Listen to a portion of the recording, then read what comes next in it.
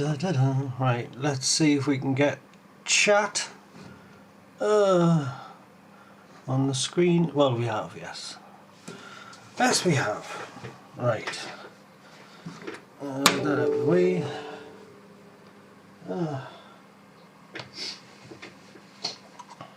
All right. Look at the state of these hands. All injured. Anyway, here we are. Haven't done this for a while, so I thought we would have a little Saturday evening look at the 600 XL I fixed in a previous video, which is this one here. And this machine is going to get a couple of upgrades. 3 actually, one of which I am still waiting for in the post from Poland, but never mind. So we're going to get Ultimate 1 megabyte, of course. Grown. And Pokémax. I've got 2 here, been waiting for these for a while, and they just turned up today, I think. So thank you very much for those, Duddy. And Sophia 2 is going to go in this machine as well, so quite excited about that because I haven't actually had hands on that device yet. How's this frame rate doing here? I've got right light enabled on the camera properties to try and stop that terrible tearing corruption effect which I tend to get with this camera. Never mind, we'll see how it goes anyway, and hopefully I'll get footage for a rather more concise video when the time comes, because I'm recording this as well, so hopefully it'll all go well. So let's tear into this. So you might remember from the last time, this machine had a new CPU put in it, and that was the problem. And I rigged up composite video temporarily on the back here. So now what we're going to do is we're going to prep the board for all the stuff that's going to go in, and I think the first thing we should do is remove this filthy hunk of metal here, which is the RF modulator. I've got a new desk light as well, which I want to share with you. Where are we? Nothing on the screen that I need to hide, is there? No. So yes, I've got this nice overhead lamp which Deborah spotted for me the other day. It was in the was it Lidl? I think it was Lidl catalogue. Look at that, it pivots as well, and it's got 2 colour temperatures, so you can switch it over to a warmer colour, but I prefer the white. And it's very nice. It's a couple of foot long, and I can actually work on this light without additional light sources, although when making videos I put the big daylight, the extra light on the corner, so that's very nice. That's really improved the situation a lot. So back to the desk. There we go. So I might as well show you the setup that we've got here if you haven't already seen it. So this desk, I haven't used this monitor. This is the monitor I use for testing the Ataris and whatnot. So this is the Atari desk, if you like. And if we go around the corner, this is, oh hello, the 4K monitor that I've mentioned a couple of times, which I run. It's 32-inch Samsung. I run it at full scaling, so no scaling rather, 100%. I can still read it somehow, but anyway, so that's the situation. So that's the PC over there. I used to have a second PC over here, if we go around to this corner, but that's now the server PC. That's been retired from normal duties, so that's the setup. So I've hooked this monitor back up to the PC, and interestingly enough the PC crashed when I plugged it into the DVI connector, but never mind, one reboot later and we're back in business. The light looks a little bit harsh on the desk there, but never mind, I'm sure we'll get used to it eventually. So anyway, back to the point at hand. I hope everybody is well. So let's have a look. So we're going to take this RF modulator off anyway. So now I'm pleased to see that the lugs on the back aren't twisted. I hope you can see that. A little fiddle on the settings here. I haven't done a stream for about 6 months, so bear with me while I fiddle on with the camera, won't you? Let's have a look. Da, da, da, da, da, da, da.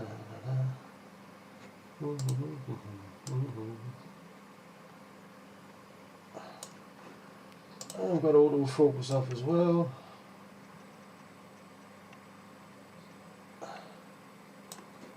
There we go.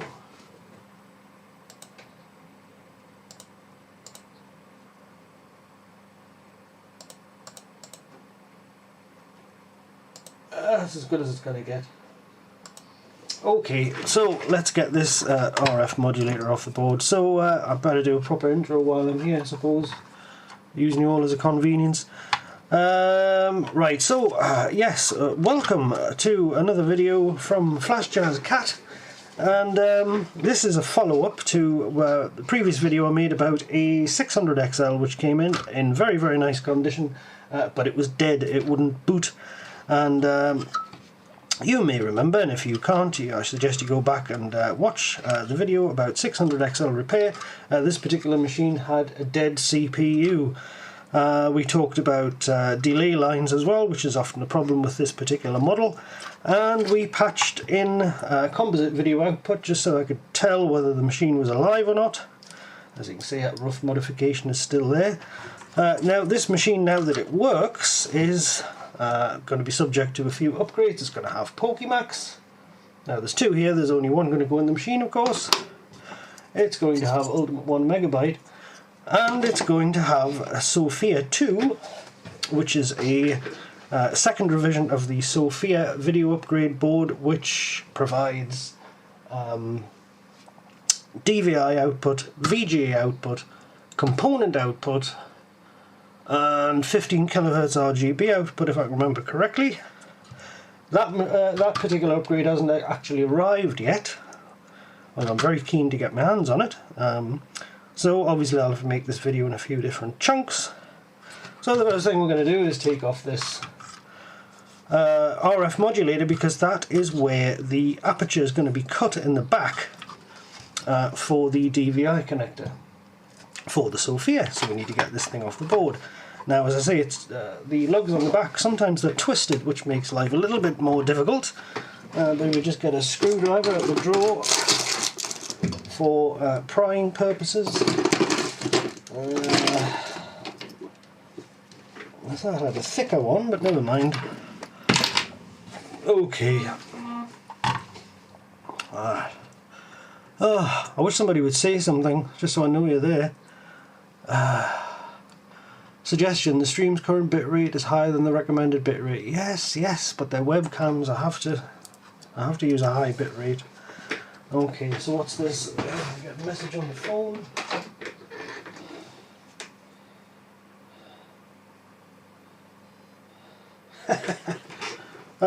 It's just a message concerning XXL and his crusade. XXL and his crusade against Ultimate 1 MB, and its lack of repeated PIE registers in the upper half of D300. Does that guy never get sick? Does he never get tired of just bleating on about bloody repeated registers? For God's sake. Anyway, let's see what we can do here. So what I normally do anyway is I put a very thin screwdriver in the back here. Sometimes I use the bigger tip on the iron. I'm actually tempted to do that anyway, just because it can save on cooking the connector a bit. I probably should actually. I'll get the other handle. Ah, and it's already got the chisel tip attached. How convenient. Right, let's try this then. Stand by for a lot of beeps.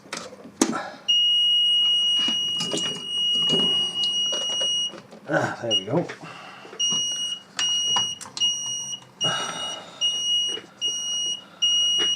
Let's wait for it to warm up and beep.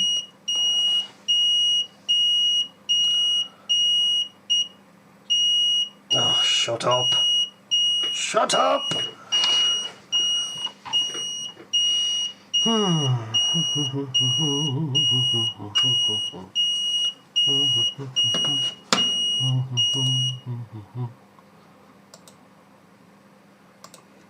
Oh, what have I clicked? What have I done?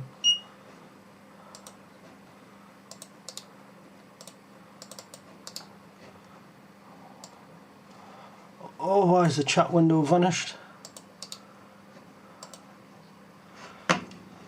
The back end of this site is just a complete mess. What the hell? Stream settings have moved. Click the edit button. What? What the hell? Enable live chat. Ah, didn't have it turned on, did I? Crap. Right, I've turned it on. So let's see what happens here. Oh, hopefully something will show up.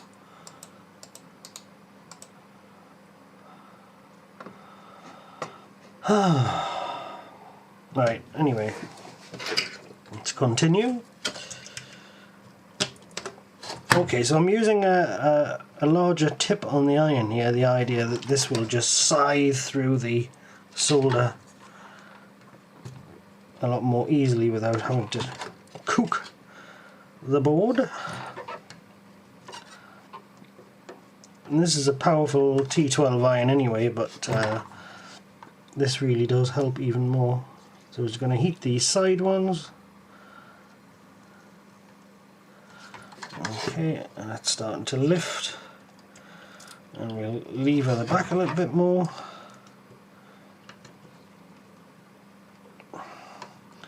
And while it's under tension, we'll heat the sides again.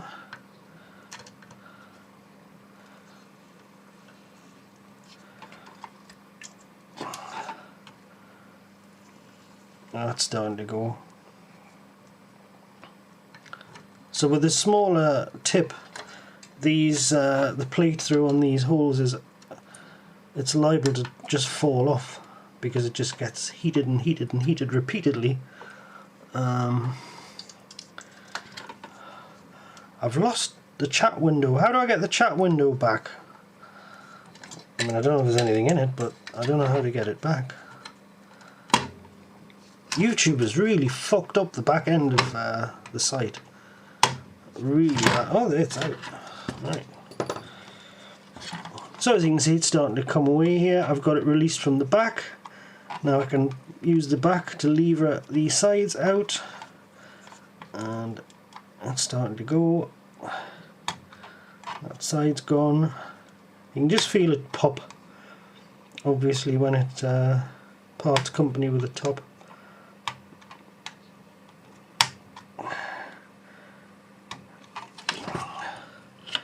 Actually, we can attack it from the top now a little bit, because it's just held on by sort of a trail of solder. Just burn that away, so that's now free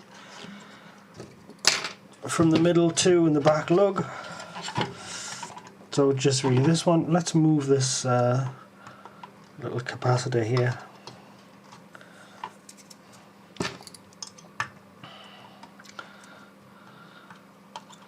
I'm not sure what this cap is doing actually. It's obviously going to ground, and it is attached to one of the RF modulator outputs. I don't know which one it is.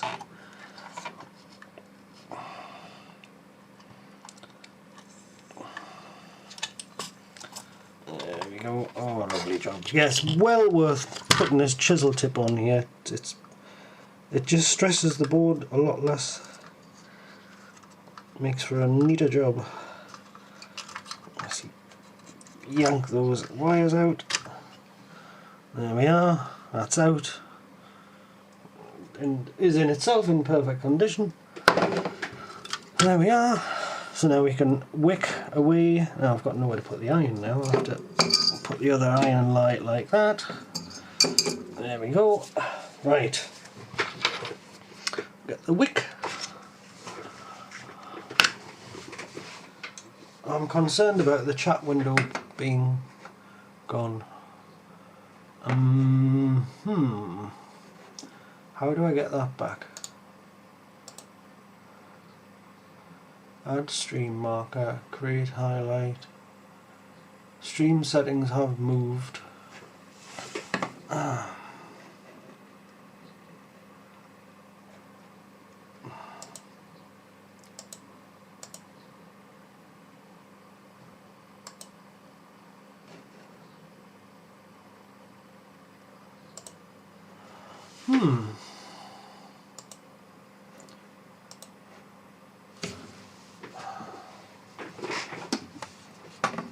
Let's go and investigate this problem. Let's see.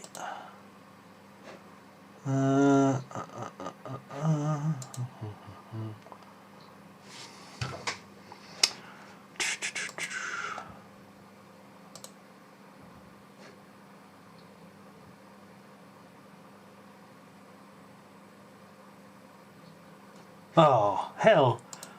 I've missed all the damn chat. Right, I've opened up a second chat window. So I completely lost the chat. Apologies about that. Sorry. Right, this is a bit better, isn't it? Right, let's go through the chats. That's what we're here for. That's what the experience is all about. There we go. Right, sorry everybody, I completely lost the live chat window on the back end of the website just because I went into the drop down menu and I clicked on participants, and when you click on participants and there's nobody there, there's no way to get back to the menu. Oh well. Right, okay, let's have a look. Andrew Clegg, hello Andrew. I bet it's neater than mine when you've finished it. Well, the thing is, my personal machines are the least neat of the whole lot. I wished I had done mine last, because they were all done years ago. So yeah, other people definitely get the best stuff. Gamed Out Gamer, oh, hi there. Hi FJC, I think Sophia 2 has 31 kHz VGA. Yes indeed it does, yes. And I think that's on the analog pins of the DVI connector. I assume so, anyway.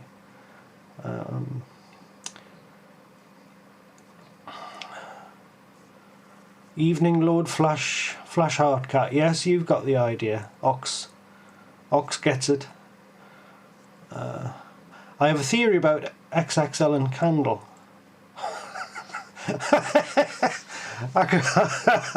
I won't ask you to elaborate on that one. Yeah, one wonders. Yeah, I do wonder. Maybe they're the same person. That's what I wonder. Have they ever been seen in the same room together? That's what I want to know. I get the impression he might be a little bit special. Yeah. I see that K. Peter on the forum pointed out that there was quite a few special people on the forum. Yes. Robert Berry, evening. I'm watching. I should shift camera views actually, because this is completely pig ignorant of me to just sit and read this stuff. Oh god, there's a mouse everywhere. Right, I've got the two monitors on completely the wrong. Why don't I move the OBS window over to the little monitor? That's a good idea, isn't it? That's a brilliant idea. So let's stick that here, and let's put that here. There we go. That's more like it. Now you can. I'll show you what I've done here. This makes more sense. I don't know why I didn't do this in the first place. There we go. So I've put OBS and the stream on here. Right, so yeah, evening I'm watching while playing Eastern Front on my 800XL.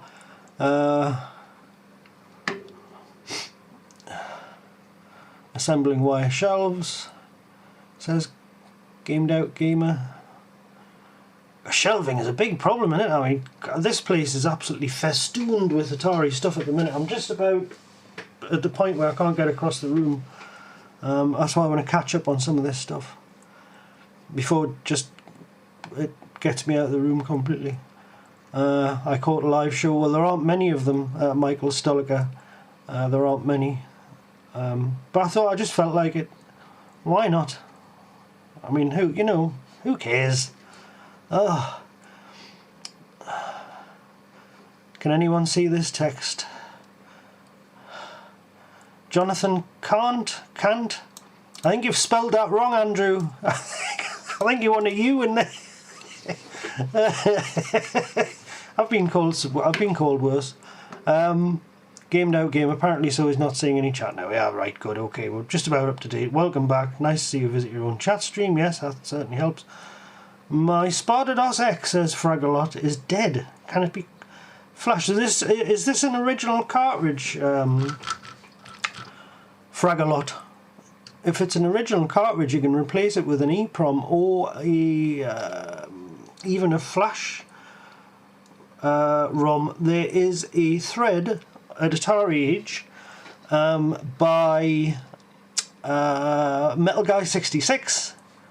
If you search the forum for Spartados X 128K Metal Guy 66, and he explains how you can, and I did this myself on my own cartridge as well, the original ROM's 64K EEPROM, you can modify the cartridge without any external changes, and you can put a bigger EEPROM, 128K, and you can run the 128K Spartados X on the original cartridge. Of course, somebody also made a reproduction one as well, a Super Spartados card. I think Dropcheck did that, or somebody else, I can't remember. Oh, Brian Kant, yeah. You can buy a replacement that'll fit. Yes, exactly right, yes.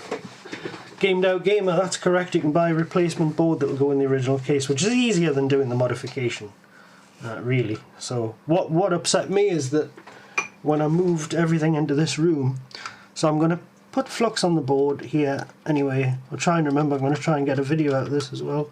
When I moved everything into this room, which is now about 4 years ago, the R-Time 8 cartridge somebody given me, the shell got smashed, which was, I was quite upset about that. Actually, one of the fragments that got broken off is disappeared completely.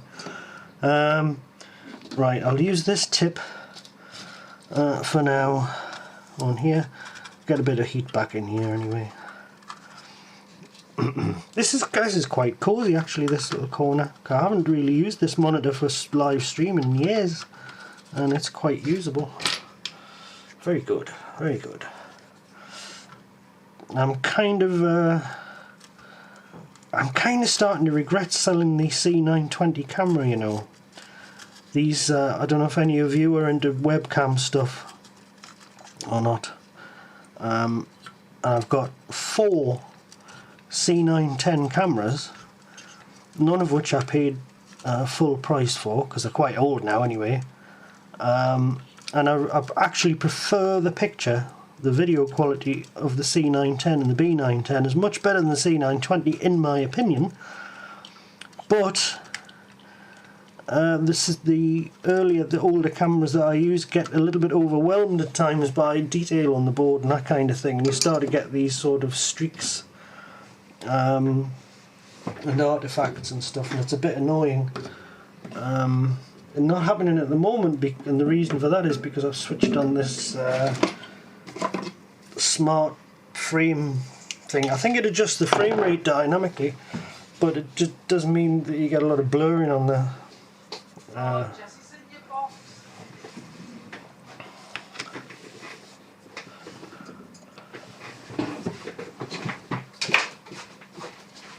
What?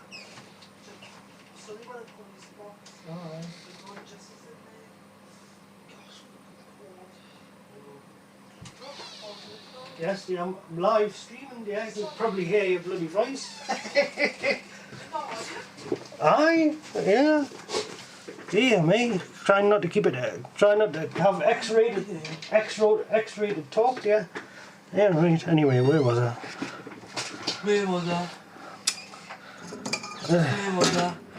Right, get your own channel. Right, what? Get your own channel. iPhone channel now. Where's the mute button when you need it?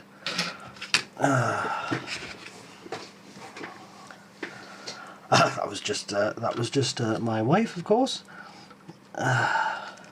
Where was I anyway? I'm lost now.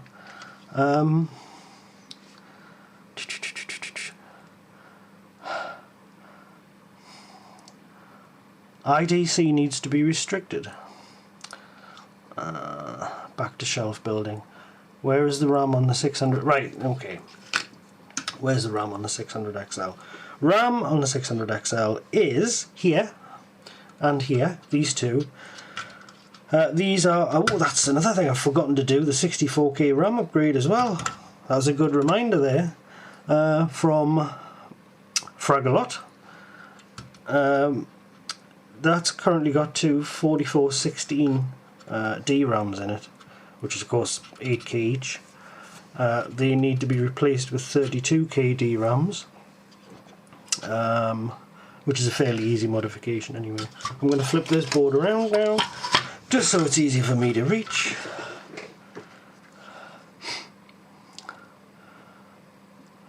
I installed a Rambo XL update to my 800XL some 30 years ago. It still works. Is that the one that is that the weird one where the base RAM can actually be bank switched into the banking window? I found that very, very odd. Very strange. You have to be very careful when writing software for it because you can actually bank out the stack. It's kind of strange. So we can see that the wick and flux here is hoovering up this solder very nicely indeed.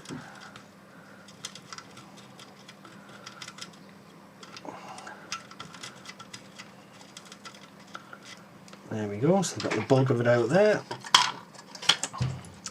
Have a little look at the back. Snip that off actually. It's awkward. I should have two cradles for these soldering irons actually.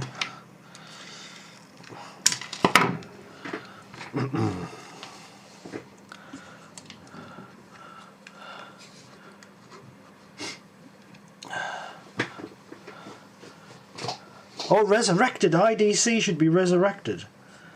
IDC, as in ribbon cable transitional connectors, or is that what you mean?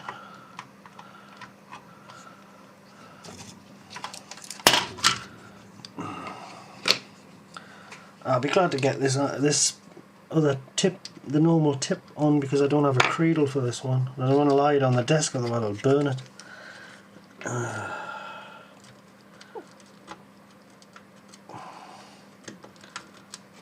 Come on. There we go. Oh, that's not so bad.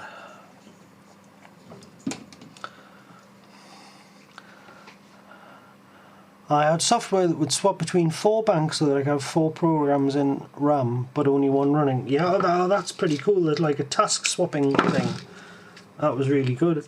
I remember something like that. I was going to try and do something similar to that with the side loader, so that you could call the loader from the ultimate 1 megabyte menu and have it basically cache all the base RAM, run the loader, and then if you didn't actually run anything from the loader, it would reinstate the base 64K or 48K really from the cache, and it would be like you'd never even rebooted the operating system. I still intend to do that actually for the Side 3. But the Side 3 is just such a huge... It's like there's so many resources there and so much potential to actually do stuff and make it really good, that you kind of don't know what to do first in a way. Obviously fix problems first, but there's just some... It's become very, very complicated. Without a doubt. Oh, ICD! ICD! Oh, right, yes, ICD, of course. Sparta. Right, so after ICD, I think, didn't FTE buy them?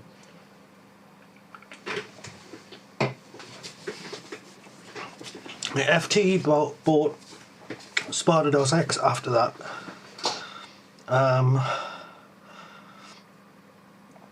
Yes. That's right, they had a lot of cool stuff, ICD. Right, so let's clean this. Clean this up. Try and keep my mind on the task at hand. And my little dispenser here. Look at the bloody finger.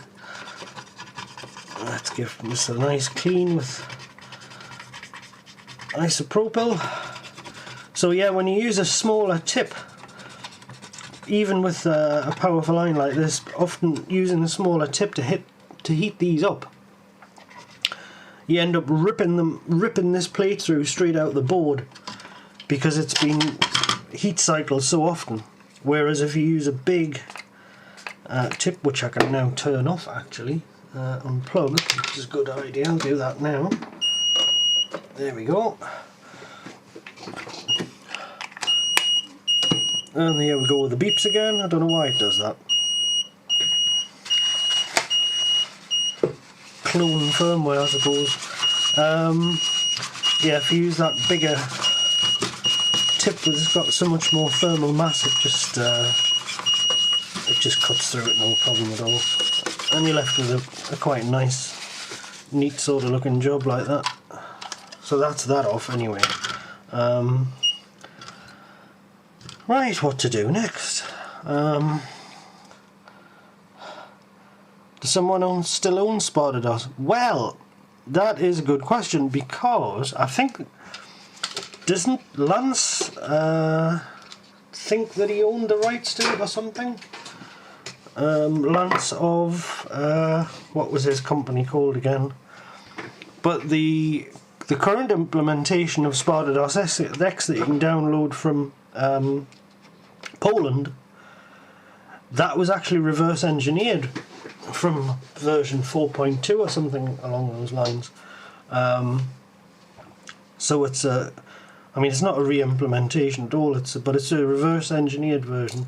And of course I've got the source code to Sparta 4.2, I think, and I can't even remember who gave it to me, and I can't remember what conditions it was given to me under.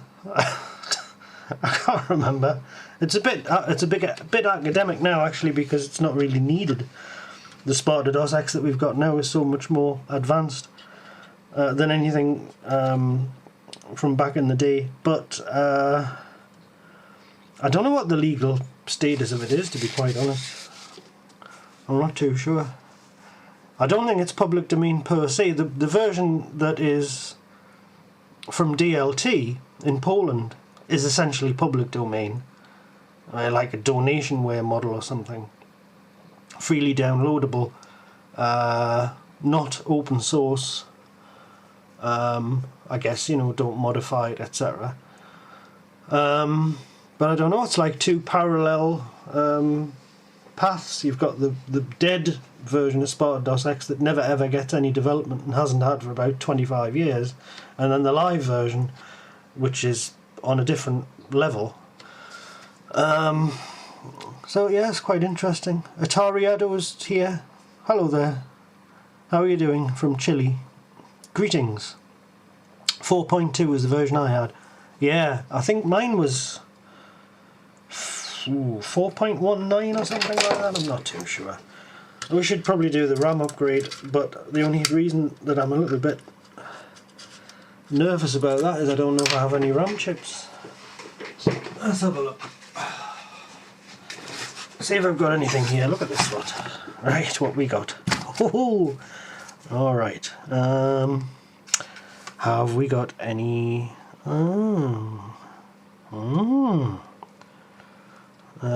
no, none there. So let's have a look near the box. I might have to steal some from an XEGS.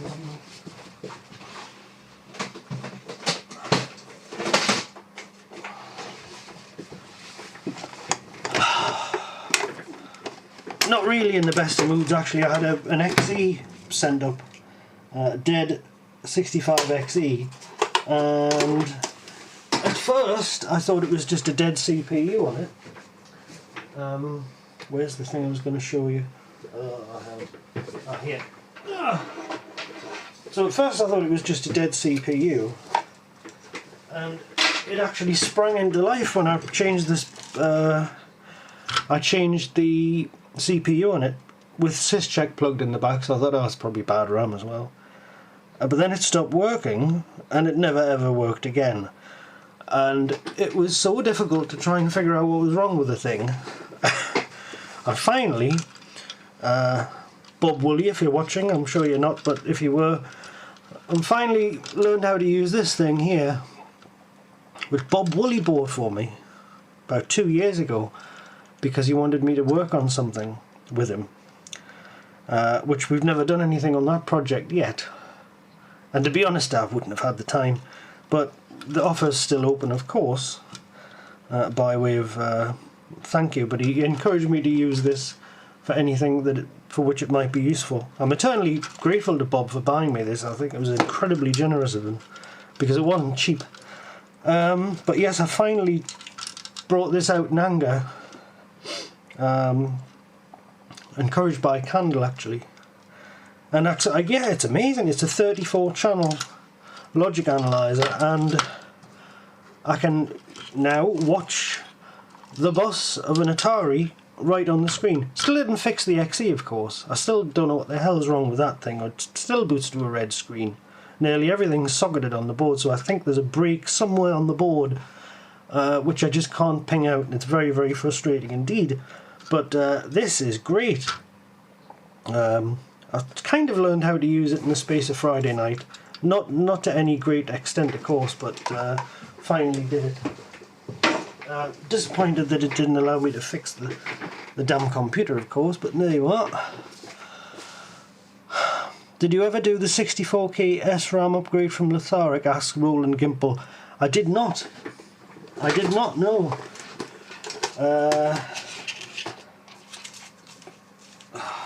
There's so many things actually out there which I haven't even had a proper look at yet. Right, so we've got some RAM here. We've got RAM. This is all RAM. Let's have a look at what we've got here. Right, we're 16, 16, 16. Oh dear God, no, don't say I haven't got the RAM chips. Oh no. Oh God. Yep, none there. Typical. Let's have another look.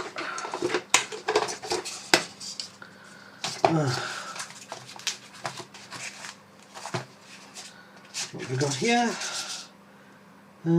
Nope. Operating system ROMs. Oh.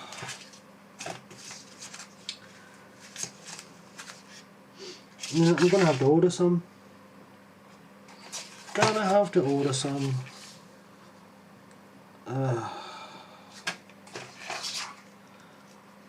Damn it. That sucks. I wonder if there's any in that XEGS I've got. Maybe worth having a look. Just put this back.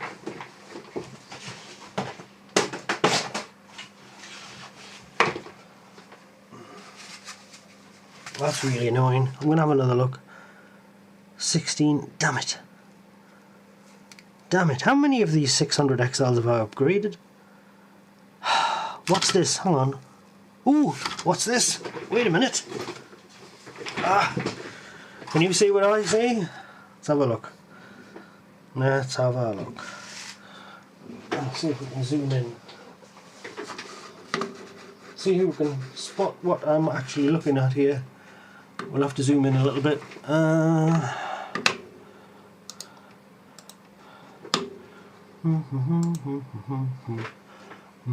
Switch on autofocus. Alright. Here we go. So let's see what we've got here. And pan down. So there's one of the new CPUs I bought from eBay, because I'm out of CPUs. What we got? MMU, more 8K DRAMs, no good. What have we got here? What's this? What do we have here? That looks to be just what we're looking for, I think. Looks like Hyundai C464. Are they DRAMs? It could be bad RAM taken out of an XEGS, of course. Well, why would I have kept them? Why would I have kept these? That's pretty concerning, actually. It's a possibility that they work. We can easily test them as well. We can just drop them into the machine and without doing the mod and just see if it boots. Okay. Let's do the modification anyway. Right. There we go. Alright.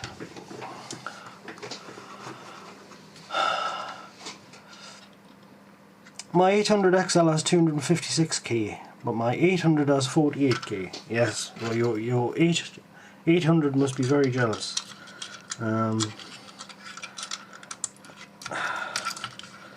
Let's take these DRAMs out anyway, on the assumption that the other ones work. Now, of course, how am I going to tell whether the other one works, because I haven't got the composite cable plugged in. Oh, I hooked up Luma, that's right. Yes, I can test this. Right, let's have a look. Straighten the legs, see what we have got. Can you put this back in the drawer yet? Yes. Put the other tip in the drawer. Right. Straighten these legs. This must have come off a... Why? What? This must have come off a...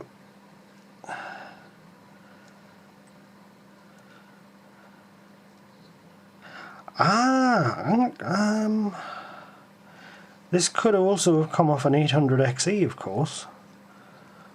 I'm just not absolutely sure whether this RAM's good or bad. If it was bad, I should have put it in the bin, of course. Any sensible person would have done that, but I'm not any sensible person. Let's see. Let's see if it boots.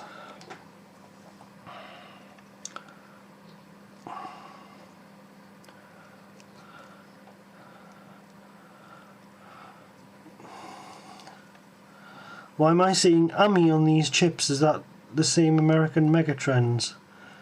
I'm not too sure. No, that is a good question, actually. I'm not too sure about that.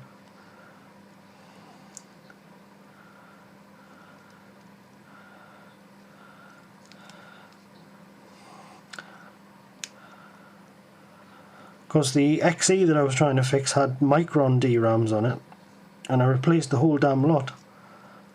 And it still doesn't work. Just such misery.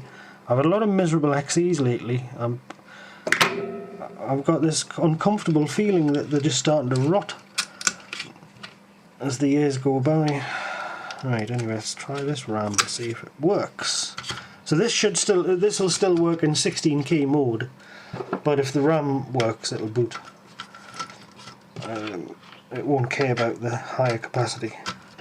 So I'll have to switch sources, won't I? It's on the basic ROM, the OS chip.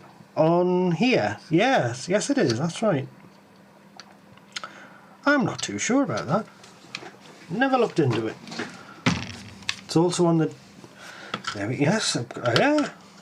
Yes, and Pokey as well. It's all but one VLSI on the board. Right, I'm just going to temporarily switch sources. I'll switch cameras as well. Right, let's see if it boots. So we're going to go to EV3, and we're going to turn on. And it boots, so the RAM's good. Well, that's good news. So I'm pretty sure this is going to work. So we just need to do the rest of the DRAM mod, the 64K mod rather. Which bloody input do I want? Oh, God Christ. Right. And we're back. Are we? There we are. And we are back. Excellent. Okay, so let's find... find a suitable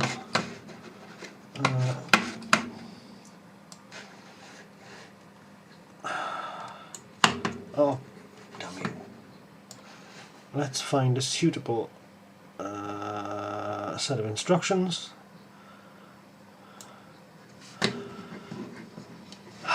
We'll use Microsoft Edge because then we're guaranteed that we're not going to see any of my autocomplete stuff.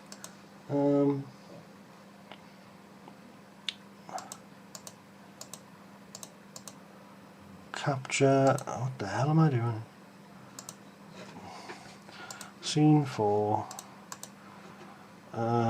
window capture 2, Microsoft Edge. Is that going to show up and work? No, it isn't. Well, that was a waste. Delete that one.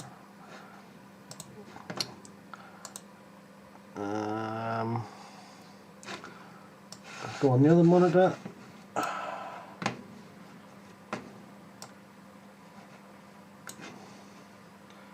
Try and capture the other monitor, see if that works.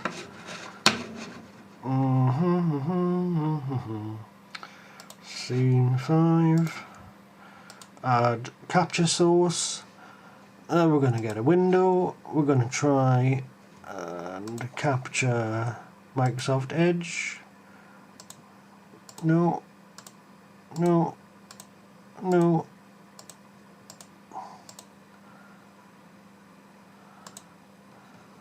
Oh, I give up. I give up. Okay.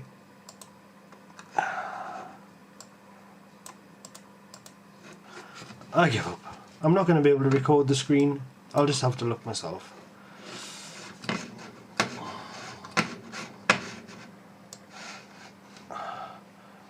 OBS doesn't seem to like multi-display setups at all.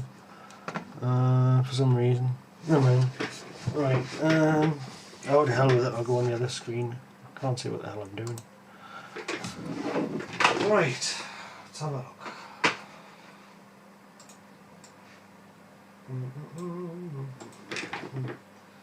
Atari Age.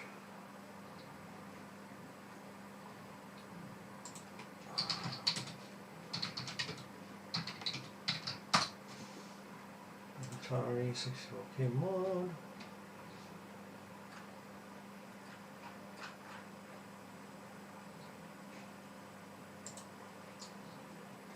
Something with nice pictures.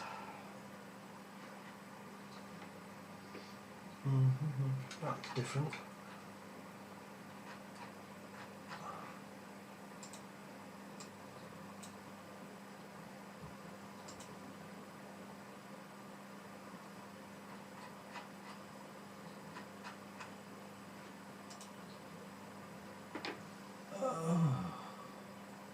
That'll do.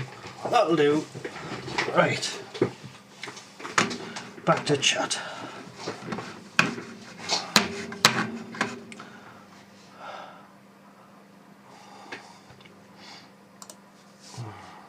Look at my hair.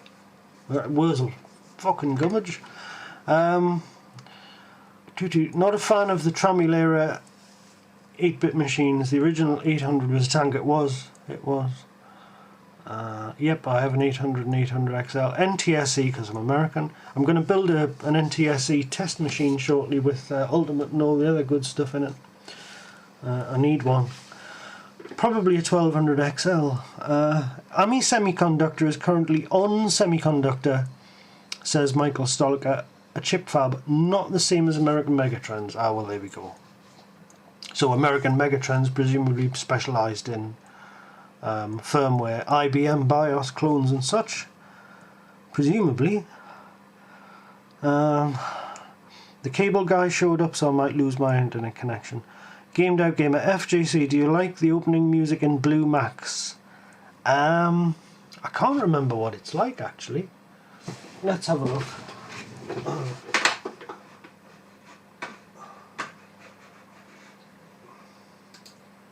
Let's have a look.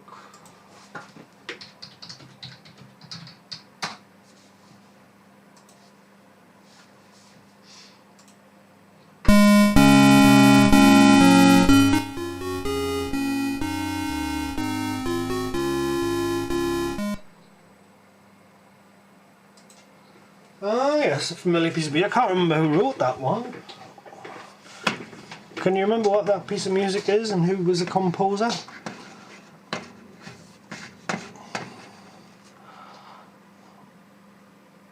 I wonder if they still have the masks for GTI in Antic. Yeah, have they been decapped as well in the intervening time? Interesting, the anatomy of a 600XL isn't much different than 800XL, says Fragalot. Well, yes, that is a very interesting point.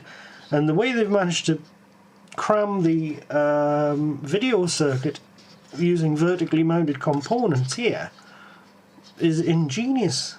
And half of this isn't even here on an NTSC machine, the extra circuitry. It's incredible.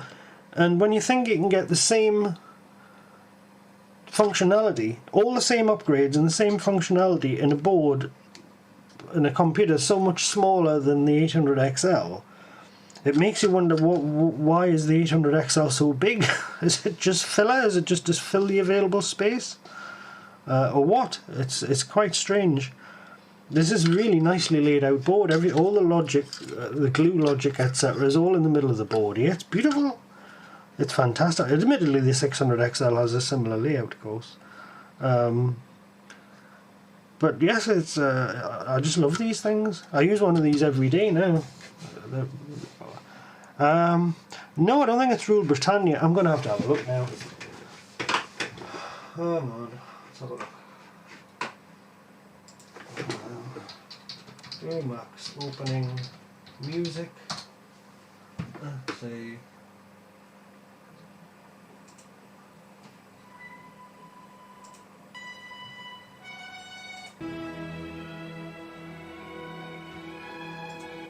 That's the Blue Max. Ah.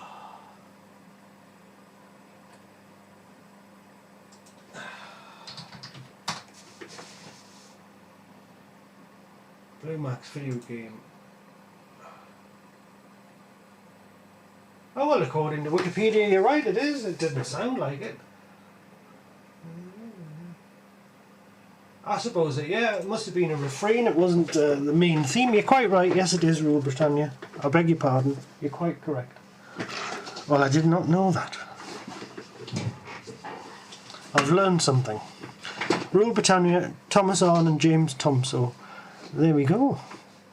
It must have an opening theme. I didn't listen long enough to fancy not being able to recognise your own national anthem. Ha! Oh, well, it's God Save the Queen, really, isn't it, the national anthem? Yes, the 800XL seems larger mainly due to marketing higher tier reasons. And all that RAM as well. I don't know how expensive these two originally 8K chips would have been. I'm assuming this kind of RAM, the more compact RAM, was a lot more expensive back in those days because the 800XL's got that huge bank of 8 chips. Because RAM was expensive in those days, of course.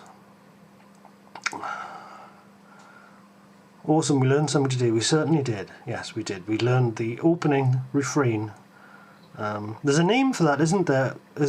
They used to do a lot in old music hall numbers and jazz standards when they used to have a... oh, we're getting refreshments. Get a coffee and a chocolate bar. Here's Deborah. You're such a good boy. Oh, thank you very much. Now do you put my coffee in a chocolate Oh, bar? thank you. Yeah, I'm glad you got some clothes on for a change. I know, makes a change. Right, very good. Right. Want to see more charge double? Exactly, yes. Yeah. So the super chats will flow in then, I'm sure. Yes, what was that thing they used to call short little themes that play at the beginning of tunes that were never heard again throughout the tune? It was very popular in the music hall days. Anyway, I'm getting off the point here. So I've got this tiny little photo of what I need to do to get this RAM upgrade done. So let's move that to a tab here. Let's see what we're going to do. Ah yes, this is all, it's all so perfectly clear now. So let's unplug the system. I think I can fit that picture.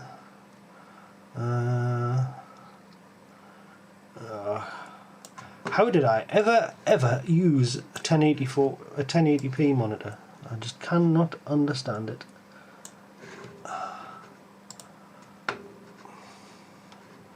That's moved around there. And put that up there. And get this back here. Right, there we go. 400 was my OGM with a B key. Oh, the B key keyboard. Did you see the video I made a couple of years back with the 400 with the aftermarket keyboard in it? The little grey keys. It was really cool. I still haven't got a 400. Yes, Fragalot is the 800XL used 8 RAM chips, so they were 64 kilobit DRAMs on the 800XL. Do you do general repairs on other retro computers, asks Ox. Yes, but they very rarely come in. I've done repairs on Commodore 128. Not many retro ones, to be honest. Atari STs and mainly things like that have come in for upgrades, and not so much fixes. The STs tend to just work. Obviously laptops and MacBooks and things. MacBooks are just awful to fix. Awful. I had a 400 first, says Ian Rolfe. I'm strange because I didn't mind the membrane keyboard. I can remember using the rubber keyboard on the old Spectrum or the ZX80 or something back in the day when I was about 8. Then I bought an 800XL and a 1050 when Curry started selling them cheap. Yes, Curry's, yeah. I've got, actually, do you remember the box?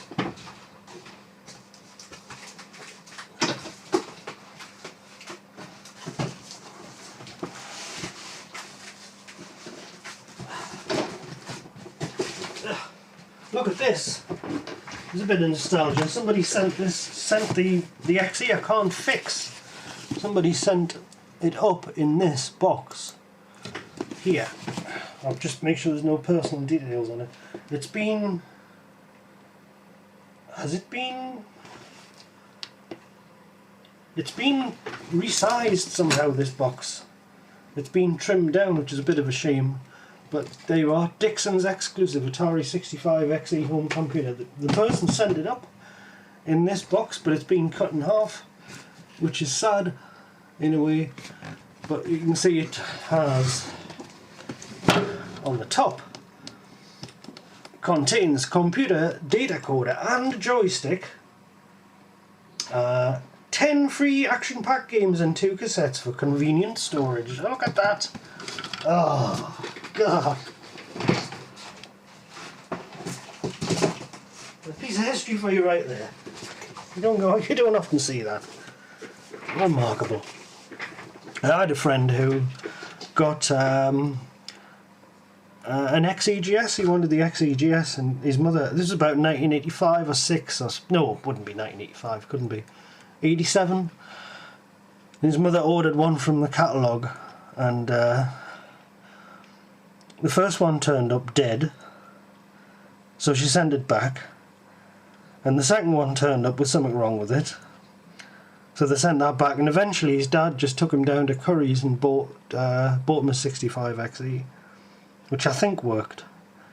But the crap they were putting out back in those days, as I say, the Tramiel era, absolute junk. And I'm seeing that now. I'm getting XEs in, which are dead for no apparent reason, and just defy all. I mean, certainly need better equipment, better skill than I'm able to exert to quickly diagnose what was wrong with them. Just junk, absolute junk. Some of them are quite robust. It depends on the variety of motherboard. There's a lot of different quality thresholds when it comes to XE motherboards, it has to be said. I've got half a stick of 32K 8 RAMs. I just need a transporter. Actually bought 2 sets. They were so cheap I could have had 2 drives. Bloody hell. Michael, I have 2 400s with B keys. 2 of them. One of them has all brown keys. The brown. I've seen a photo of the brown keys, and the other has the arrow key in white, and the function keys are yellow. That sounds cool. Brent Carroll says hi, Deborah. Yes, because Deborah just came in and brought me a cup of coffee. What a remarkable woman she is as well. Dixon's packs were good. R.E.P. Yes, Dixon's. God, Dixon's. I think I got mine from Dixon's. To be fair, Blue Max in slower PAL mode is somewhat difficult to recognise Rule Britannia. The game is native to NTSC. Yeah, the video I checked out there a while ago, off camera, I just played that little refrain at the start, and I couldn't recognise it. Mike Brown, I've got the 800XL with a Newell 256K RAM upgrade. Still works 35 years after I bought it, using a new power supply, of course. Don't really trust the old one. That's a very wise move, of course, because I've got to lift this resistor. So, to do the... I'm just going to interject with a bit of work. We have to lift the front of this left-hand resistor here. Am I going to be lazy and just pry it out with a screwdriver? Probably. It's either that or I actually have to start the desoldering gun. No, I think we should be okay.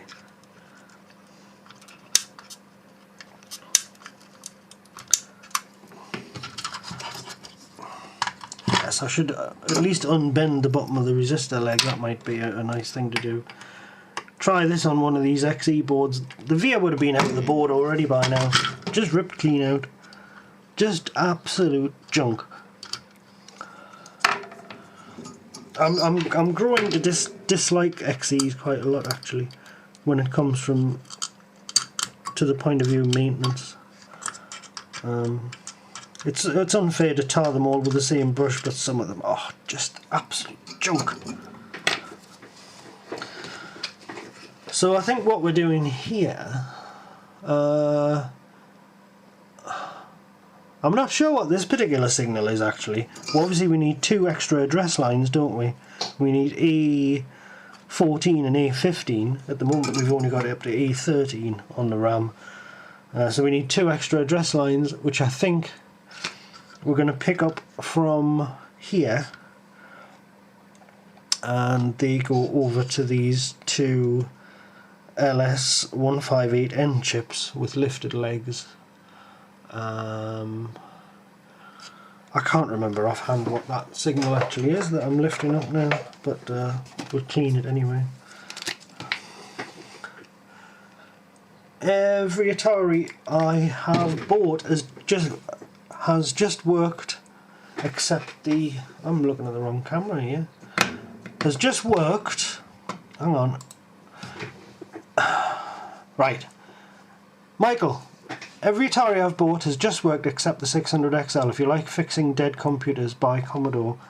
Yeah, well, when I had the Commodore 128 in here, the fella wanted it converted to PAL, I think, and I had to buy a different VIC chip. Was it the VIC chip?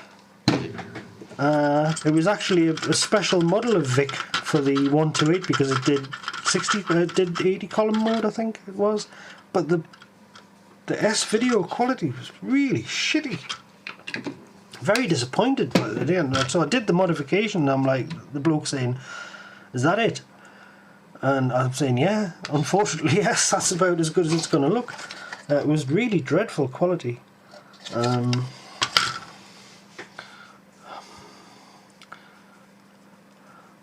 I have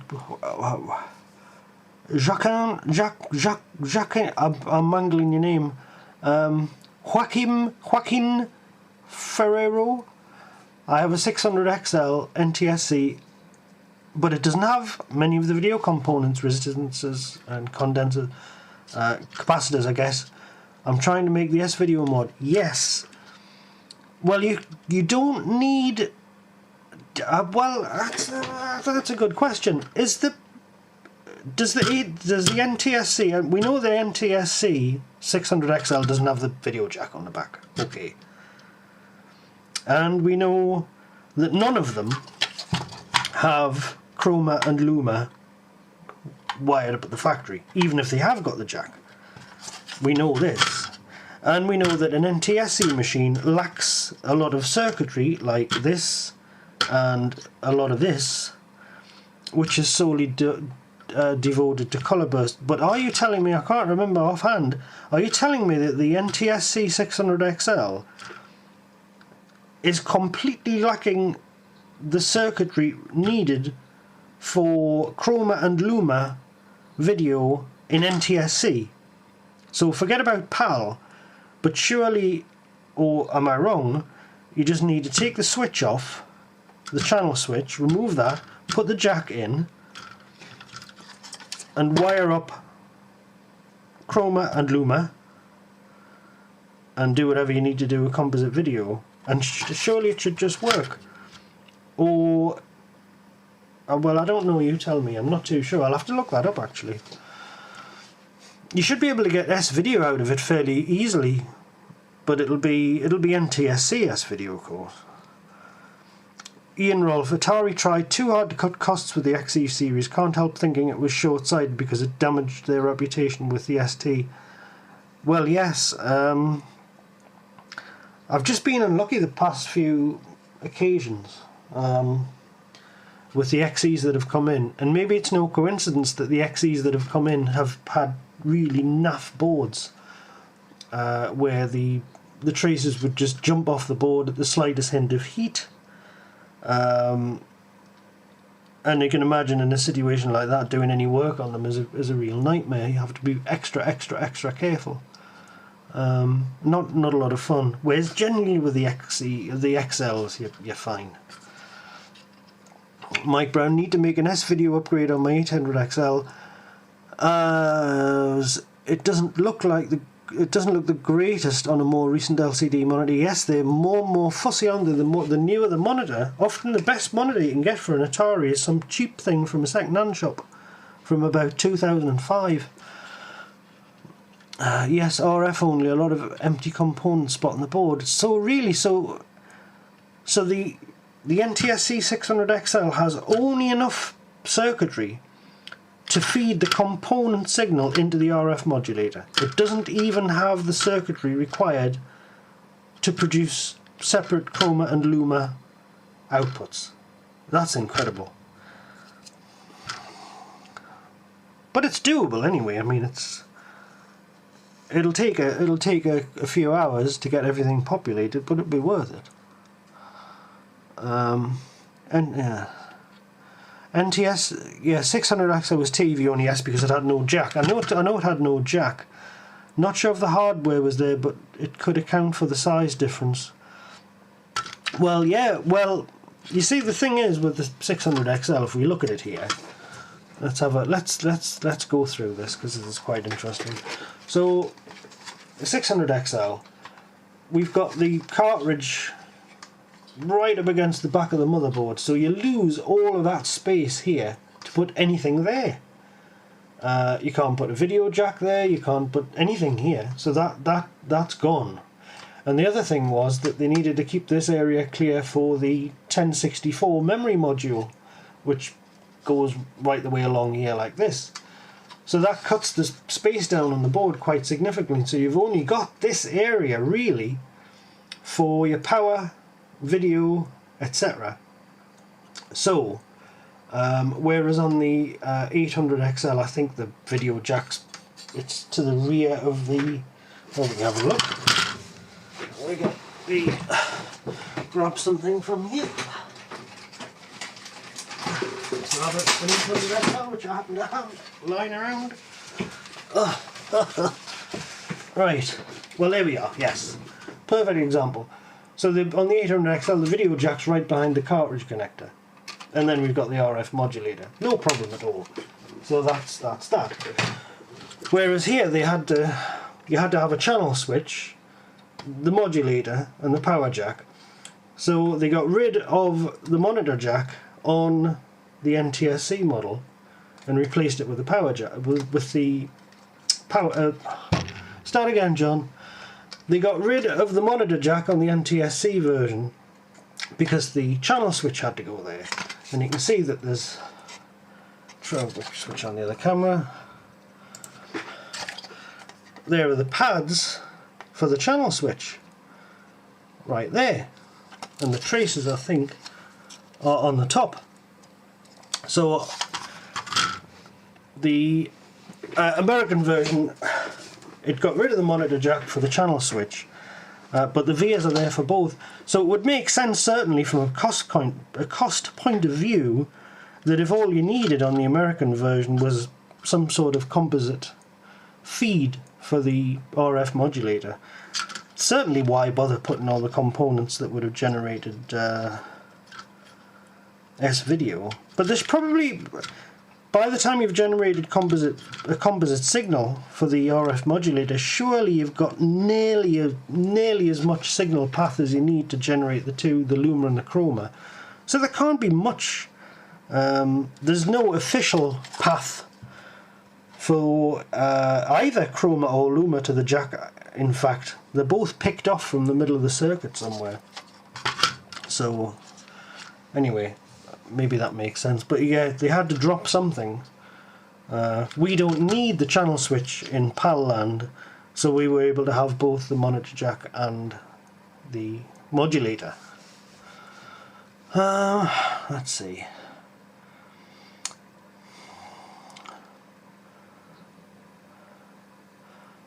Have you done work on the 400 ratings? Absolutely, yes. There's a couple of videos on the channel about the 400 where I've put a monitor jack on the back because it doesn't have one at all. The best results were with the Supercolor video card from TFHH, which I highly recommend. That replaces the CPU board on the 400 and the 800 and gives you a proper, good quality UAV standard YC video.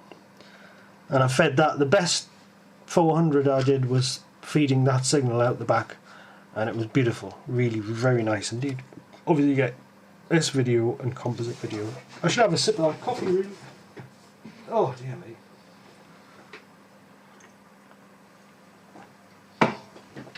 Right, back to work. Right, so we're going to have to lift up a couple of legs here.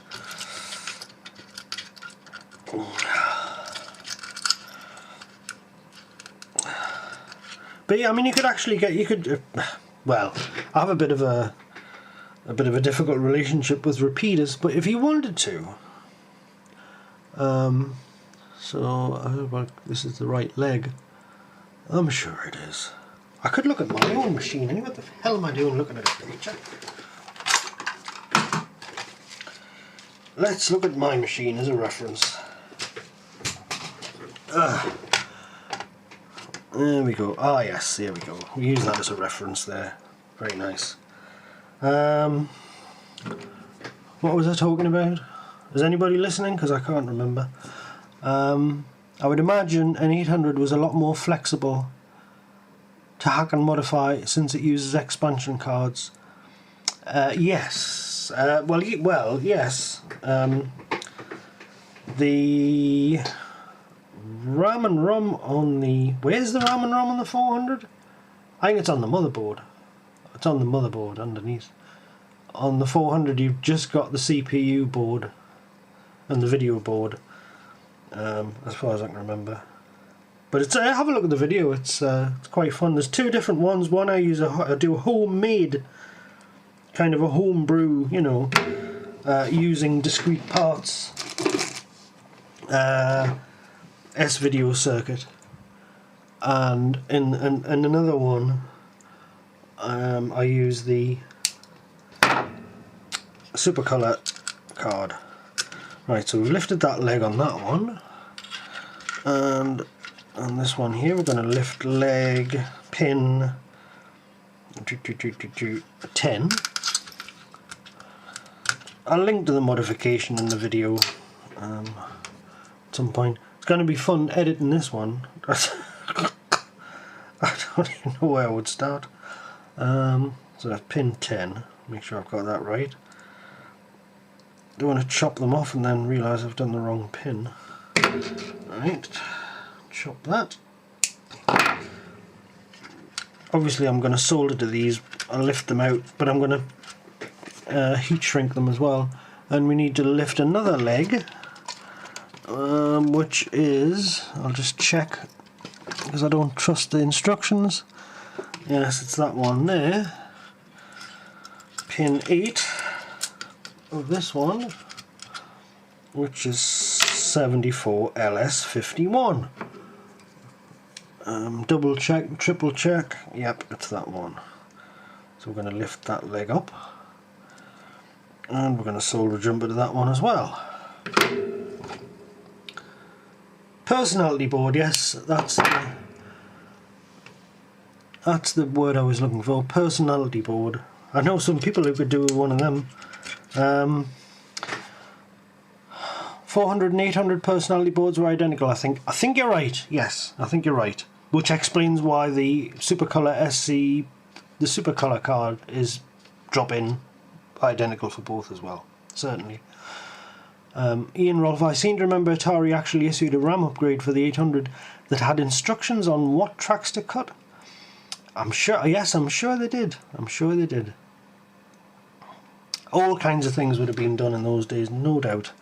Right, so, well, we're not far from being complete here. I'm going to straighten the edge of this out. There's two different ways of doing this. I'm just doing this the way that I did it on every other 600XL I've modified, because it seems to me that that's the least likely to cause problems. I'll just snip that a bit short. Right, now, bits of wire. That's what we need next. Let's get some bits of wire.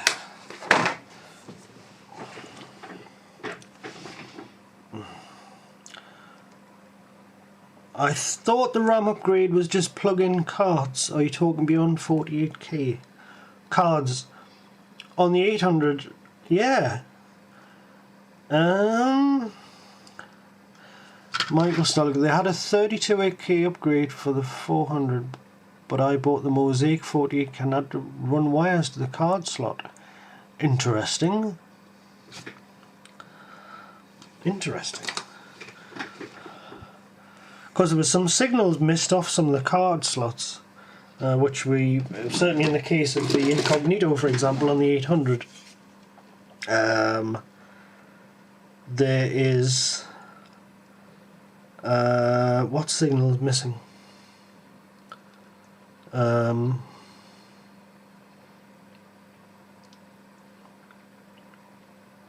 I forget what signal it is, but there's a signal missing and you have to patch it in on the Incognito underneath the board.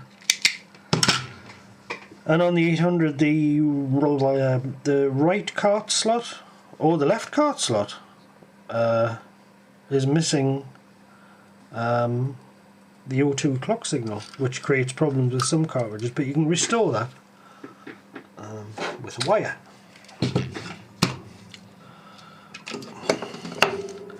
Right, tin my little wire. I'm going to have to get some shrink tubing, which I've thoughtfully placed right here.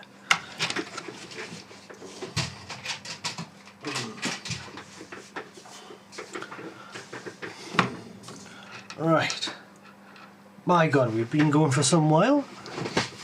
Oh, that's very good. Let's at least try and get this bit done anyway.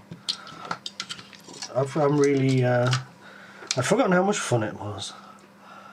Right, so I'm going to tin these chips. Excuse me for a moment if you talk among yourselves, and I'll just get this done.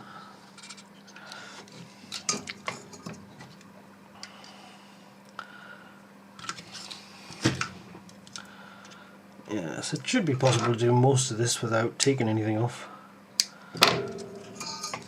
the board. Just my eyes, that's the only thing.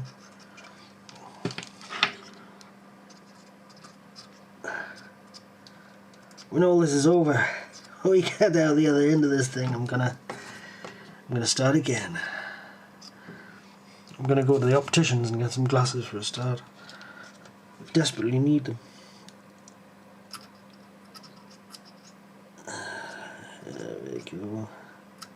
Get on straight, you bastard. Right. That's on there. And that's just got to do a little hop across to there, so I think we're going to be about that long.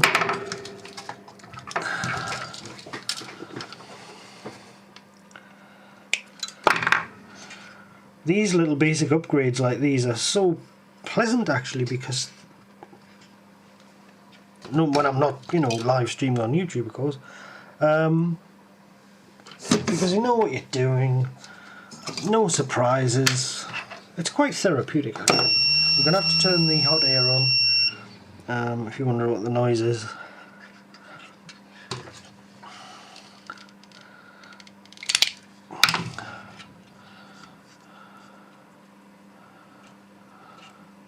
Oh yeah, 400 upgrade would be somewhat more involved, I would imagine.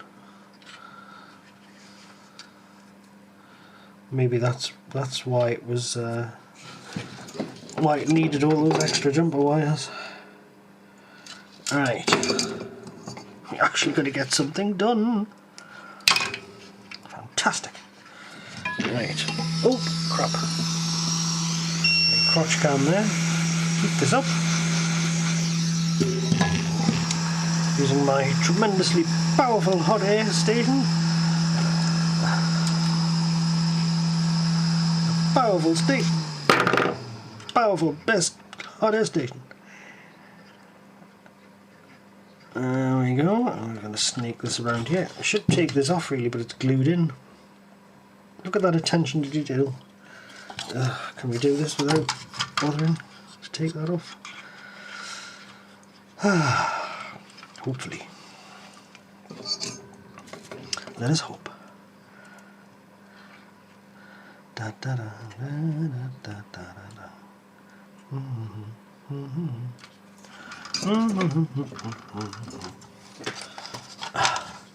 You want hot air? I'll get the wife to come and talk to your motherboard. Oh my god. Oh. Oh god. Any member of the British cabinet would probably do the job actually at the moment. I found a simpler scheme to go to 64K. I sent it to you by email. Oh, thank you very much, Joaquin. I appreciate that very much. I'll give that a try sometime. I would have done it here actually, but it's too late now because I've done it this way. Never mind. I'll read that and I'll get back to you. I keep bumping the camera as well. There we go. So there's that wire done. 2 more wires to go. Michael, turkey should be about ready. I have to go. Oh, nice. Save me a bit of turkey. That's going to be lovely. Yes, but the word has it that the British cabinet are driving their own wind turbines now. It's quite some feat.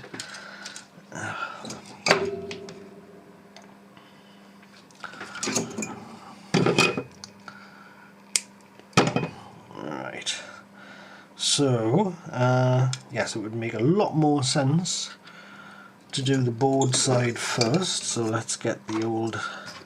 Oh, I've got flux on me SIO connector. Oh. Right. I'll put these upgrades out of the way because I can't see them going in tonight. Right. So I've got a flux here.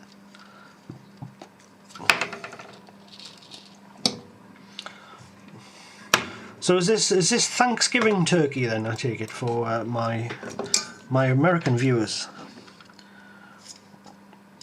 We don't have that over here. We have a lot of other stuff, a lot of other imported ideas like Halloween and such like. I think proms at colleges are also an imported idea, but we don't have Thanksgiving per se in the UK, or at all in fact.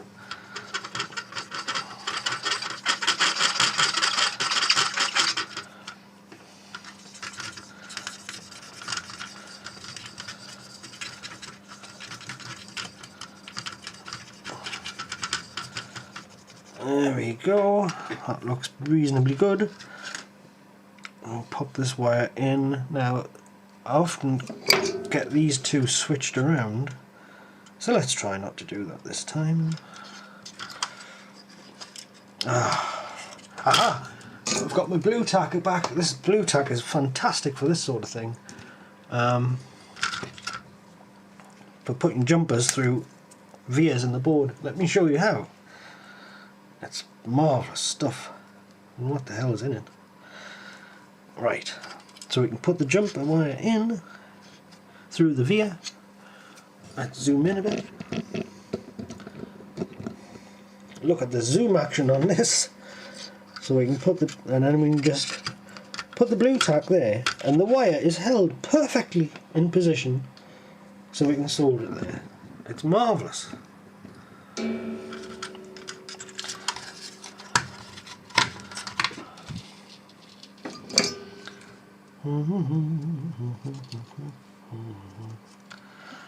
Let's get another piece of wire, let's not be mean.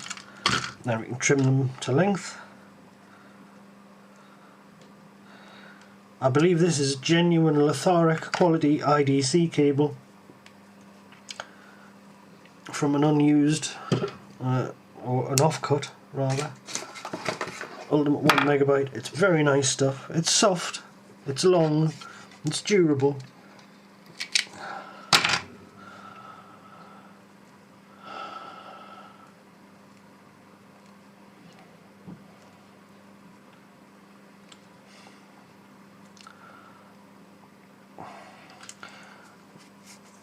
There's a 48K expansion for the 400. Atari probably meant it as an upgrade kit for official service centres, but Best Buy got a load of them and sold them retail until 2016. 2016! And that's not a typo. That's incredible. That is remarkable.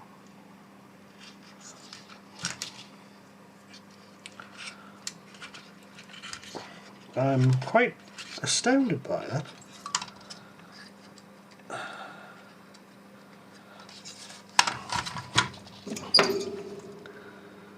There we are. That's our wires. Alright, so all that remains to do now is to solder them to the correct places. So the one on the left goes to the chip at the back. Right. Of course I can route these nicely, you know, you can run them around the gaps or whatever. So the one on the left goes to the chip at the back. So we're going to take that round like that, something like that. I think that's stuck for 20 years, that's remarkable. Or longer.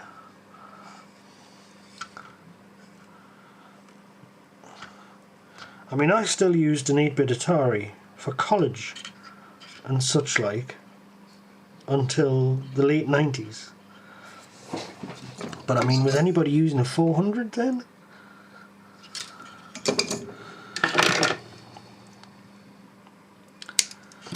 Right, so this goes here. I think I'm going to have to lift this one out, you know, to do this properly.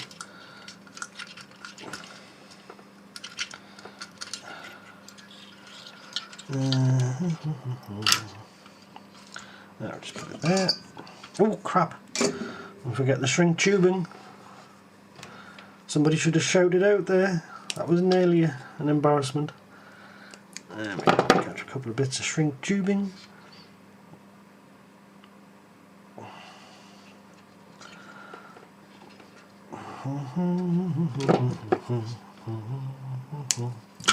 There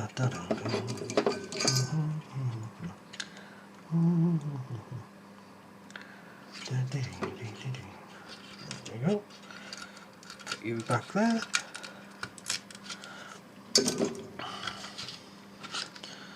And grab this one.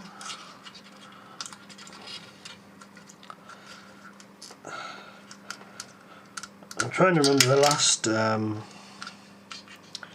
Atari related thing that I ever saw. Oops.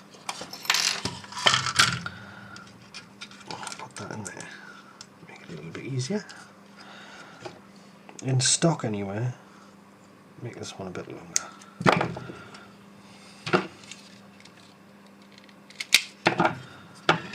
I guess it was stuff in the late 90s from Page 6 magazine and stuff when they were winding up. They still had a couple of suppliers advertising, but it was getting beyond a joke by that point. They probably just bought them cheap in bulk and just sold them from their warehouse or something, given that by the 2000s the retro nostalgia thing had already started. Yes, that's interesting. That when did that? I'm not even too sure of the exact timeline here, because I can remember going to the library. Let's see, right. So I can remember going to the library before I had the internet at home in about 1997 or something, or 98, and going on the internet at the library. Put that there. And looking up Atari stuff, and there wasn't that much there. I don't think Atari Age existed then, for example, but I was looking up, you know, the various sites that had a section in the back of the Atari magazine that was devoted to what was going on the internet, you know, the new internet. So at what point, because I was still using the Atari then, so it was actually in its own era at that time. It hadn't ended. Or, because that was obviously, it's hard to say. It's kind of confusing. So I left the whole thing in 2000 or so, and I suppose by the time I came back in 2008, it was then a nostalgia thing. So when I left 8 years previously, it was actually, I've been using the machine since I bought it. But when I came back, it was a nostalgia thing. That's kind of strange. Right, so and that goes in there like so. That looks quite reasonable. I'll have a little close look at this on the assumption that it works. As I say, you can root things and tidy things and whatnot. It looks quite nice. Let's have a zoom in so we can see what I've done. There we are. Try and straighten it up. The preview is so small here I can't even see whether it's in focus or not. Let's just get rid of this and put that there. That is not in focus at all.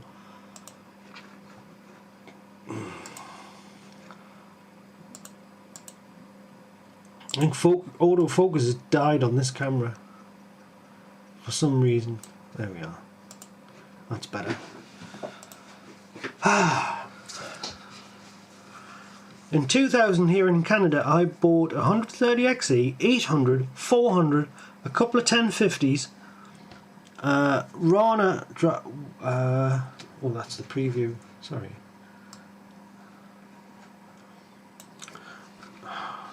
Right, a Rana drive. I'm going to make a video on a Rana, by the way, shortly. And a VIC-20 and parts of a Calico Adam for $40 from a store that had it tucked away in a cabinet. Those are the days. I bought two, about 10 years ago, I bought two Amiga 500 Plus computers at the local flea market for about £5 each. Fully working. I mean, it's just incredible. You just could not do it now. There were Atari 8-bit forums on CompuServe back in 1990.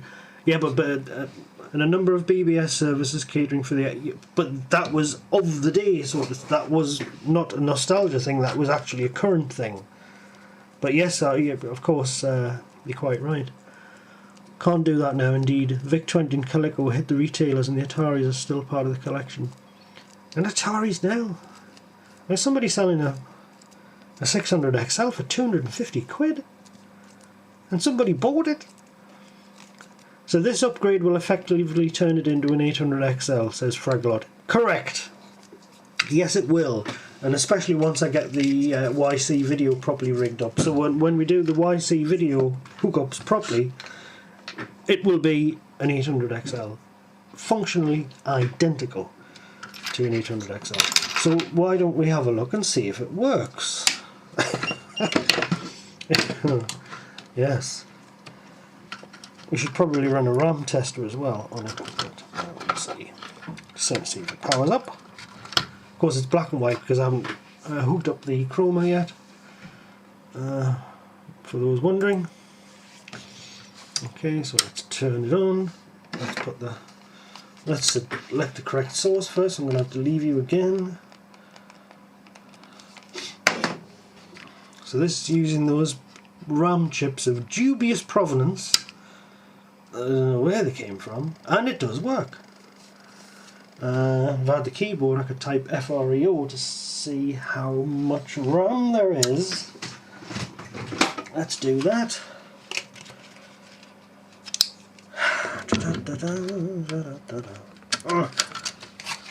Just carefully balance that there, turn it on. It's a beautiful machine as well. Very, very nice condition, so I'm being careful with it. Right, FREO. Oh, you have to print, don't you? Print. Oh, there we go. FREO 37902. There we go. Boom! There we go. So that works. That's nice. Switch sources again.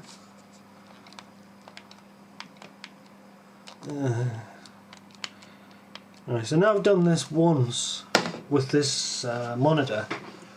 It shouldn't be quite as much of a pain to set up again next time.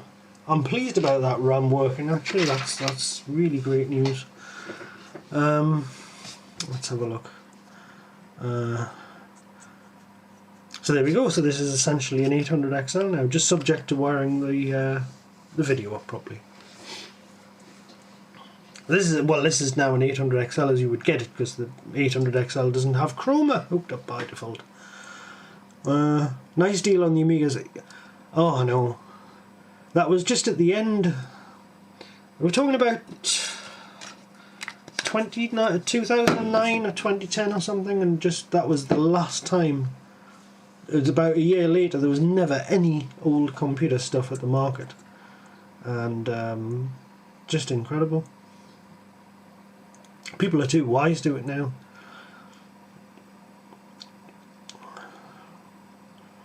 I wanted a 1200, Amiga 1200. I mean, the interest's passed by now. It might come back one day, but for the longest time they've been horrendously expensive. I have an A500, says Ox, that needs repairing. Probably worth getting repaired. Looking at prices on eBay. Oh, absolutely. I've got two A500s. Which belong to me, and neither of them are working at the moment, but they're mean because they're in pieces, and they both needed repairs because of corrosion from batteries, RTC batteries. So I'm happy to have a look at anybody's got Amiga stuff that they want fixed up. More than happy to look at it.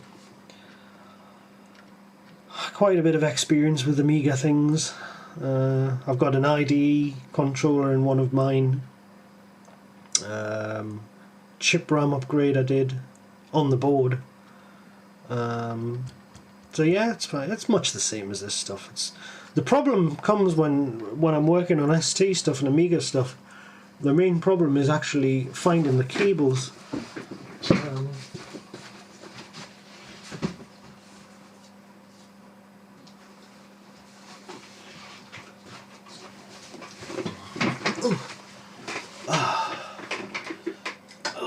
Move this. There we go. Oh God. But yeah, the main problem is finding the cables, the video cables and that sort of stuff. A tremendous pain in the ass. I was working on an ST a while ago. I couldn't find a SCART cable to plug it in and run colour games. I actually had to buy one. I bought one.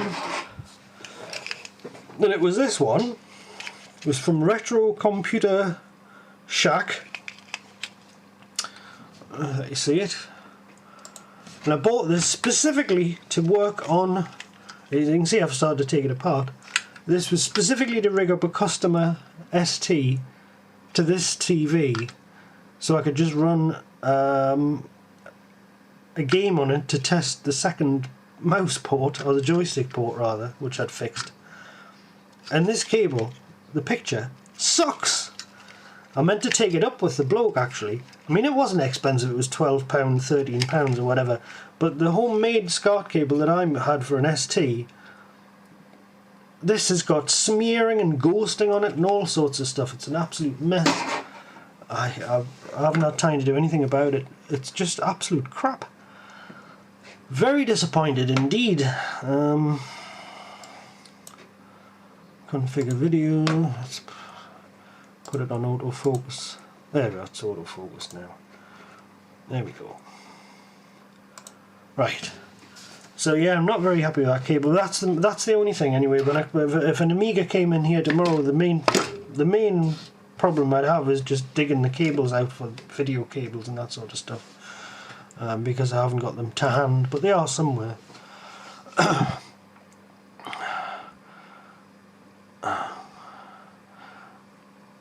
I remember buying a 2600 Woody from a boot sale in 2005 for 15 quid.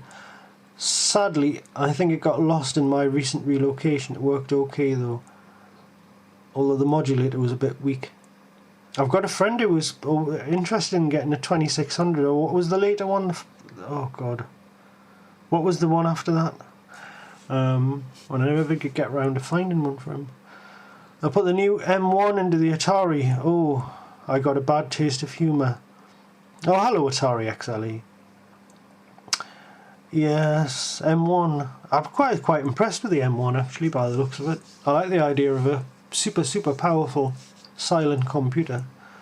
It's about time we had them. I don't see why we should have fans and enormous heat sinks just to get video edited and that sort of stuff.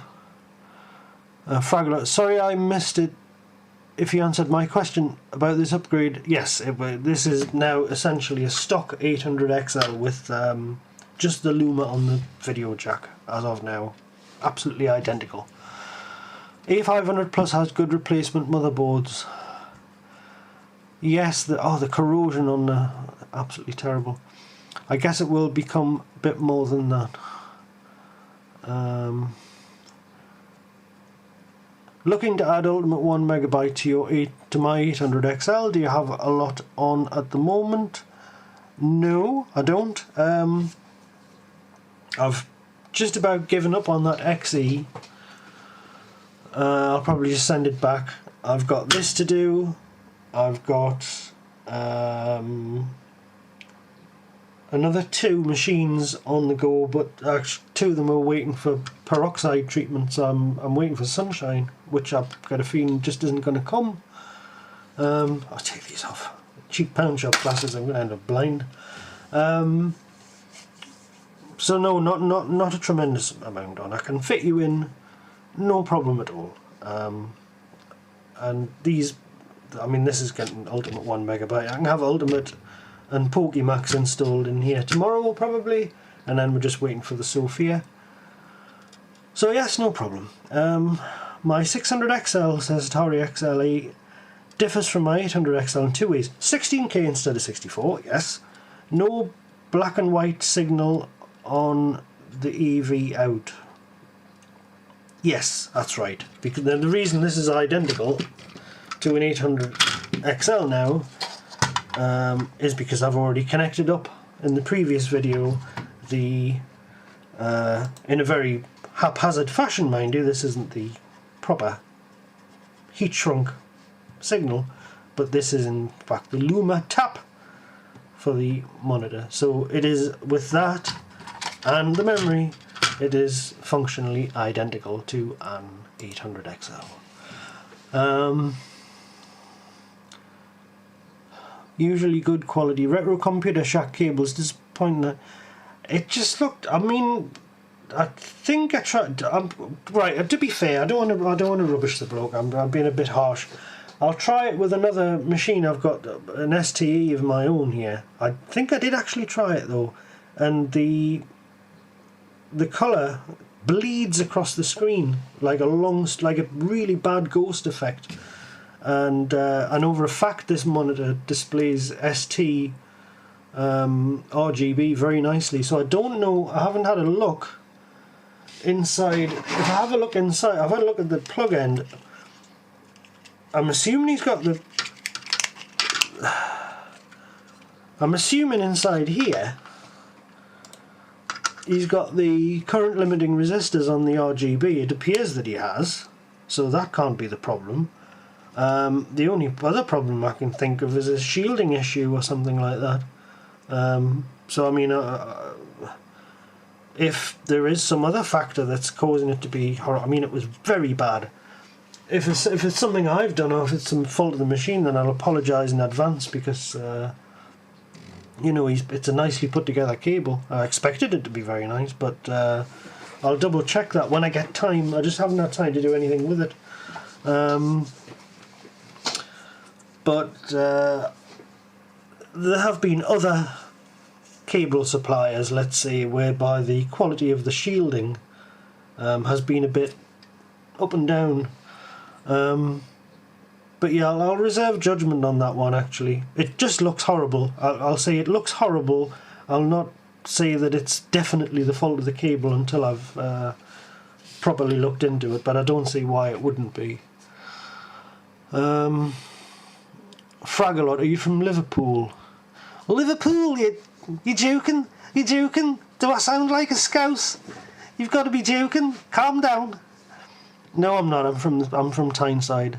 Hi there, FJC. How are things? I'm well, thank you. I may not look it, but I am. Maybe you can answer a question. My 600XL got an ONR chip upgrade to 64K by Atari. Right, so is that the one where it just sits in the CPU socket? Since then, the KMK IDE2 doesn't work. No power. No power? Usually the 600XL should send power to the parallel interface. Correct, yes. 5V is wired up to the PVI connector right there. I'll zoom in and show, just for others who might not know. So this is a mod you normally have to do with a wire on the 800XL. On the 600XL, because they needed power for the 1064 memory expansion, that's 5V going straight to the PVI. That is not there on the 800XL. So as Atari XLE says, he would expect his IDE Plus to be self-powered from the parallel bus. Now, if this suddenly doesn't work, the only thing I can think,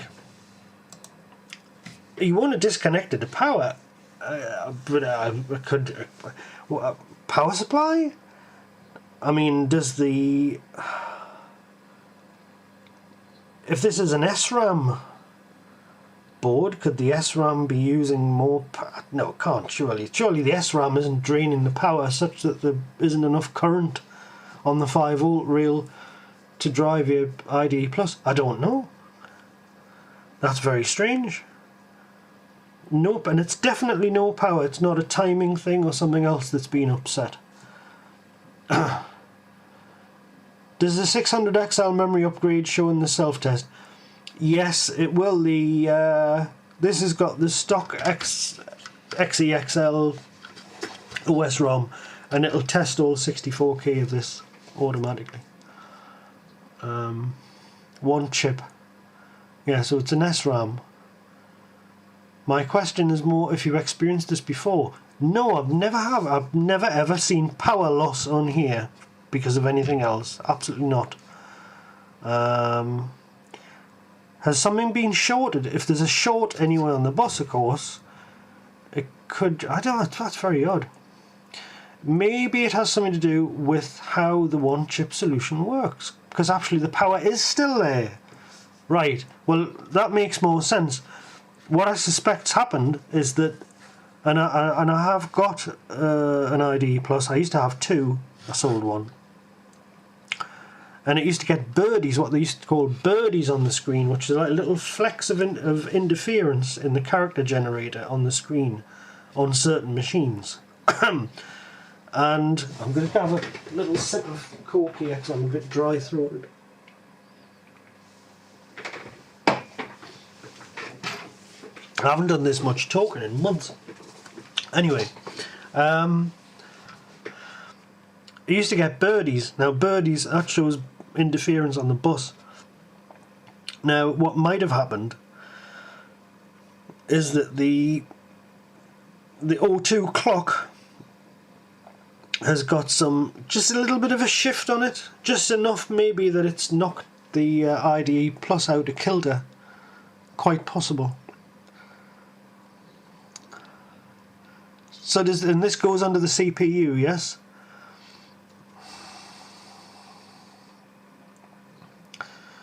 No, I don't think the parallel bus is disconnected now. That's very odd. Do you have any other PBI devices that you could try to see if they still work? I mean, what by not work? What exactly do you mean by not work? Is it just not detected as if it's not connected to the machine, or do you get disk errors, or does it not behave as you would expect? If you get things like I/O errors, no other PPI, no other PPI. So what does you plug the IDE Plus in, and you turn it on? Can it boot to Sparta-DOS X, for example? Not detected at all. My God, that's weird. That's very, very strange. But that can be caused by timing issues. I've got a Side 3 cartridge here,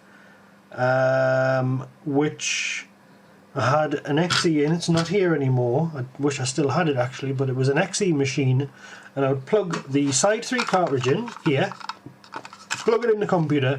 Computer didn't know there was a cartridge plugged in. Didn't acknowledge it at all. I swapped 74LS08 on the XE, no problem. Cartridge showed up, everything worked. So that was explicitly, and 74LS08 provides the the buffered O2 signal for the whole system, which is a clock. So that was definitely a timing issue which made the computer totally unable to see this particular cartridge. It could see other cartridges, but just not that one.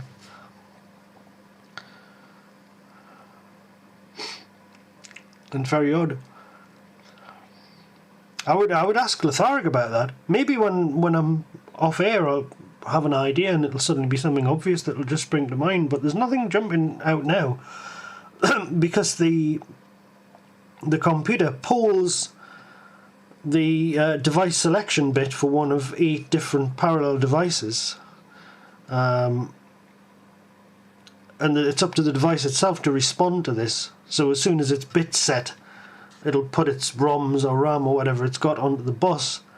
So if it doesn't, all it has to do is miss that device selection bit at D1FF.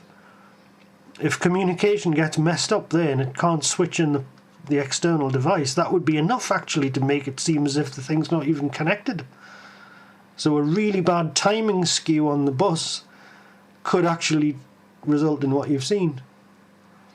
Need to get the old logic analyzer onto that computer, I think. But do tell Letharic about it.